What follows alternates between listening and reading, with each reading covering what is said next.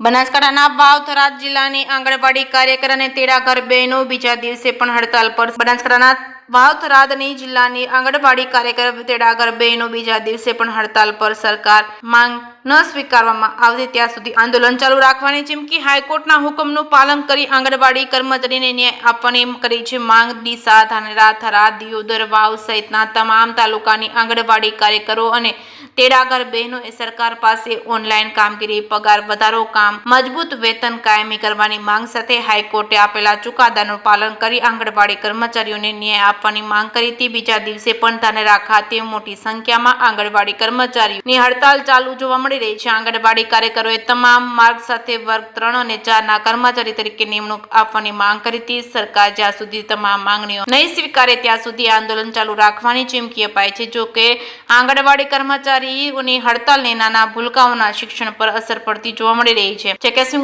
સાથે ભરત ઠાકર, ડીસા. અમારી અચોક્કસ મુદતની હડતાલ છે. અમારે આ ઓનલાઈન કામગીરી છે કાયદેસર બંધ કરાવવાની છે.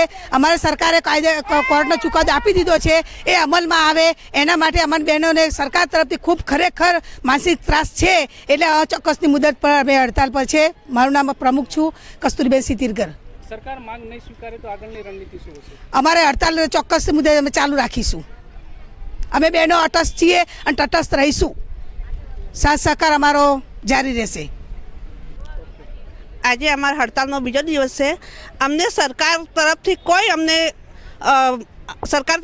કોઈ નુકસાન નથી. અમે અમારા હક માટે અમે બંધાયેલા છીએ, પણ અમને સરકાર કાયમી કરે, ત્રીજા ચોથા ગ્રેડમાં લઈ જાય અમને, અને અમારી જે માગો છે એ પૂરી કરે, અને અમને માન્ય સરકાર હાઈકોર્ટનો આદેશ છે એ અમને આપે, અને FIR સિસ્ટમ સદંતર બંધ કરો, સદંતર બંધ થવી જોઈએ. એ અમારો મેઇન મુદ્દો છે.